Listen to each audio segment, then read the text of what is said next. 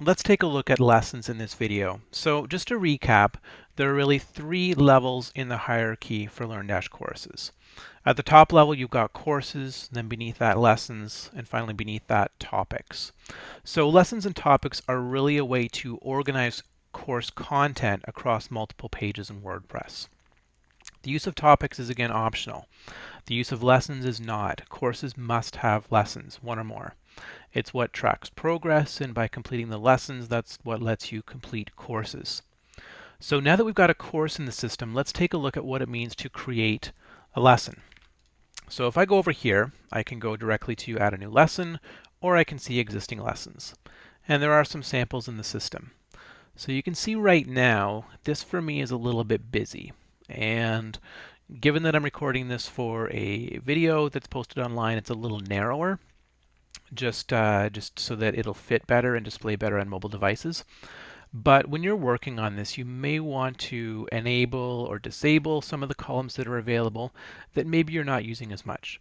And it's going to make it a little easier to manage. So in this case, you can see it's wrapping the title, which I find a little hard to read. So what I'm going to do is I won't have any comments, and I don't need this one or this one or this one, because really I'm not doing anything with SEO on the site. So at this point, I've changed the columns. It's a little easier to read. I just wanted to do that before I go directly into lessons. So now that I'm in lessons, let's go ahead and create a new one on this sample site.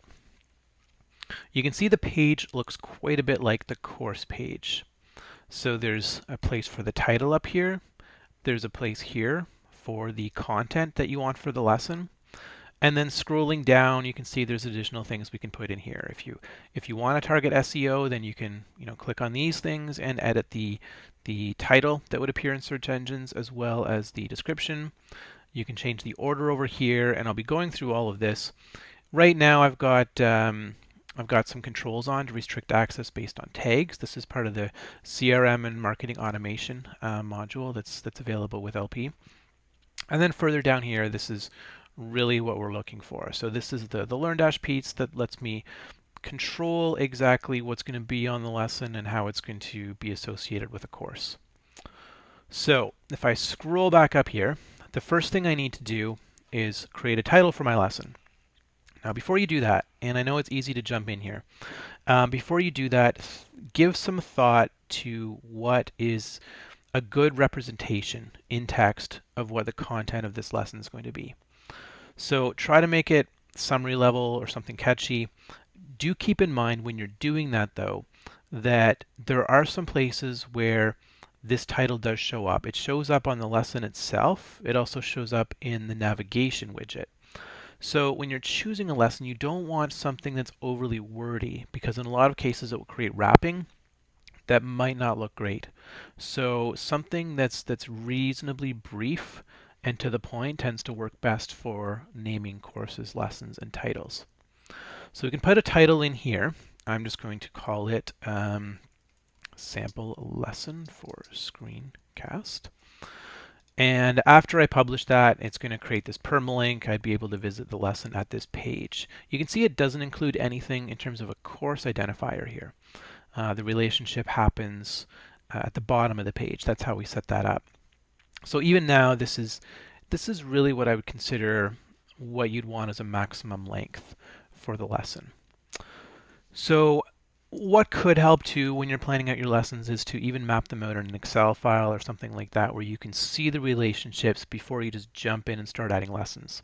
It's a good idea to plan them out and see how they relate to each other and see how you want to break up the content. You do want to try to push content that's maybe, ideally would be maybe 2 to 6 minutes per page is what you want to target in LearnDash. So again, this could be actual learning content on this page. It could just be setting up the topics. The topics could be rolling up to the lesson. So if there's a lot of content, you want to use topics. Topics could be broken down into different activities. So maybe this is a generic lesson about something high level, and then in terms of the topics, you've got maybe an introduction to it, some kind of background research, Another topic is, context setting for this particular scenario. Maybe another topic is setting up some offline activities, some suggestions for things people could do. Maybe there's another topic that suggests further reading and includes some brief self-assessment questions. And then maybe the last topic is something like a quiz. And that's kind of an example of how you might organize topics within a lesson. And then the lesson itself, because you do need content at the lesson itself, that could be more of an overview. So setting expectations, what is someone going to learn in this? What are they going to come away and be able to do? How is this going to help them? How does this tie back into their job or whatever they're learning about? How long is it going to take? What's expected of them? What are prerequisites? Anything like that. Those are good things to have at the lesson level if you're going down into topics. And if you're not, then of course you can really include whatever you want at the lesson level. So I'm going to keep this lesson very, very basic, and I'm not going to include much content. What I do want to show, though, is that there are a couple of ways that you can manage content at the lesson level. So right now I'm just in the WordPress Editor, which is what we recommend for most LearnDash pages. But of course, if you want to, you can switch to the Divi Builder, which allows you a bit more control over the layout and types of media and things you can include there. But we do prefer the WordPress Editor, mostly just because we're working with a lot of simple interventions on LearnDash sites like this. So this is the visual editor. There's also a text editor. Text is when you want to edit directly in code. Visual does show you kind of a high-level overview of what it would look like. It's not going to be like an actual representation of what it's going to look like on the site because it's not loading the right fonts. It's not, controlling the layout. It's not showing the sidebar the way it would on the site. But it might be a better visualization if you're using different formatting styles or things like that. And like if you're using an embedded video, then it would show the video right in here. Whereas if you're working in the text view, it would not. Now I'm just going to add some very brief sample content. So I'm just going to say some very brief sample content.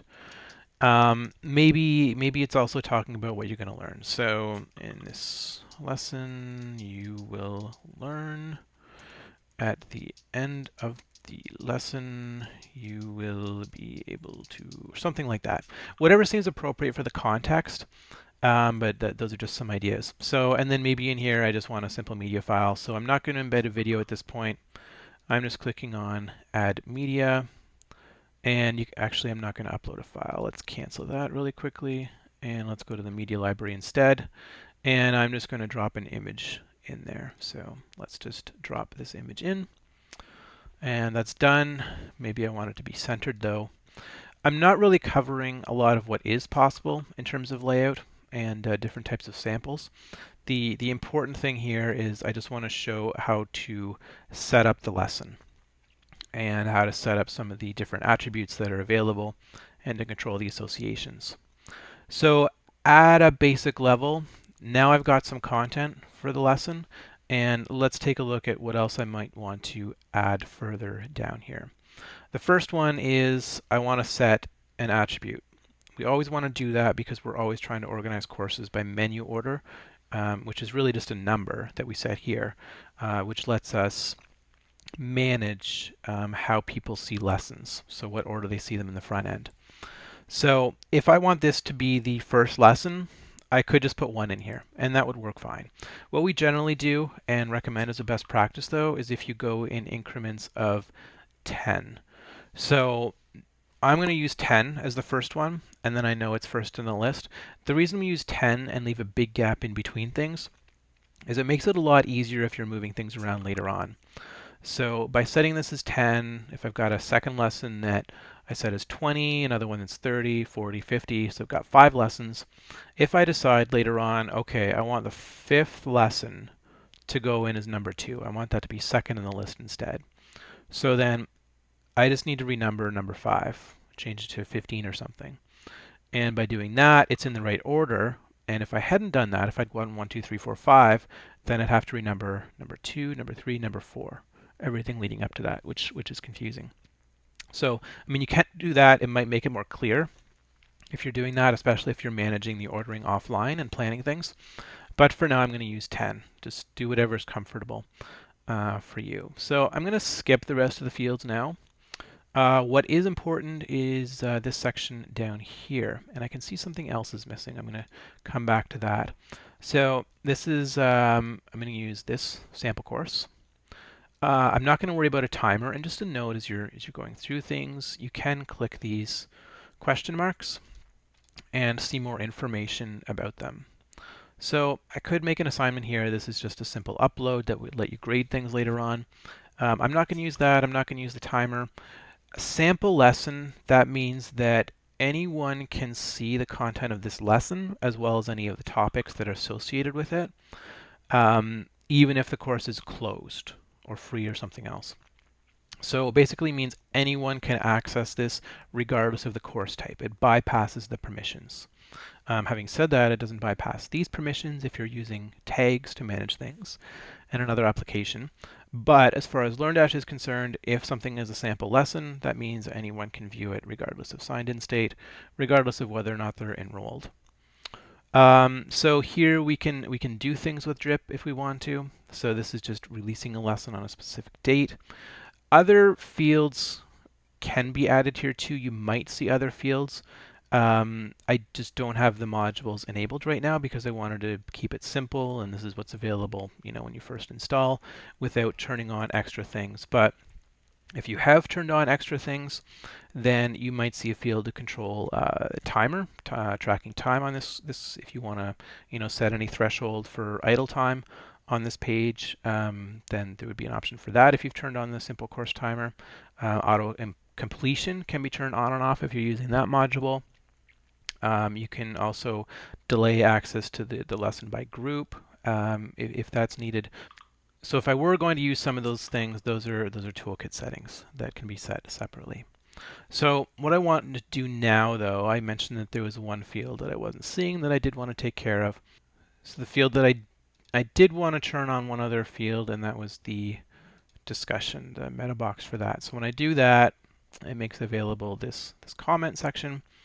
And again, because we're enabling on this site, this sample site, we're enabling comments site-wide because we use them for blog posts. Then for LearnDash courses, topics, and lessons, I do need to disable comments just to make sure they don't show. I mean, you can have comments if you want them. Generally speaking, though, we find that most people with e-learning platforms are not using comments for learning. It's just hard to manage sometimes the comments. And then if you're doing facilitated programs and it's over a period of time, the comments can really rack up. So let's go ahead and publish that, and we can take a look at what it looks like. Now, a couple of things to note when I publish that. You can see when I did do that, now this is populated for the associated content. So now it knows that it's part of a course. So you can see this is the course here, and if I click that, it would let me go into the edit page for that course. Let's click this now so we can see exactly what that looks like. So this you can see, I'll just mention that because I'm in here. This is showing a shortcode. So this is a way to have a LearnDash plugin or something else do something on the site, essentially. So it's telling the plugin, I want this activity to run right now. Now this isn't showing because we've turned off achievements on the site. They're not currently enabled. So if this were an actual site, I would either go and turn on the achievements, or I would delete this widget. And that's something we'll be looking at in another topic. But anyway, that's what that is and why it's showing up there. So if you're looking for that, if you want to jump ahead, this has to do with the badges, the achievements being available. And then to hide it, this would be a widget, so sidebar widget. Now, for the course itself, let's take a look. So we've got the course. You can see the course in the breadcrumb links. We can see the association. So this is the dashboard, this is the course listing here, and this is the lesson content. So lesson title is here. We can see how it fits in here. If we had additional lessons, they would show up in this list. If there were topics here, I could click under that. And then here is the Mark Complete button. So I'm signed in, I'm able to mark this as completed. So again, as you're going through, if you want to go and make any changes to that, this Edit Lesson link is available. And that takes you back to the edit page at the back end so that you can make any further changes to the lesson. Now, hopefully all that's pretty straightforward. And now that we've covered that, it's time to take a look at topics.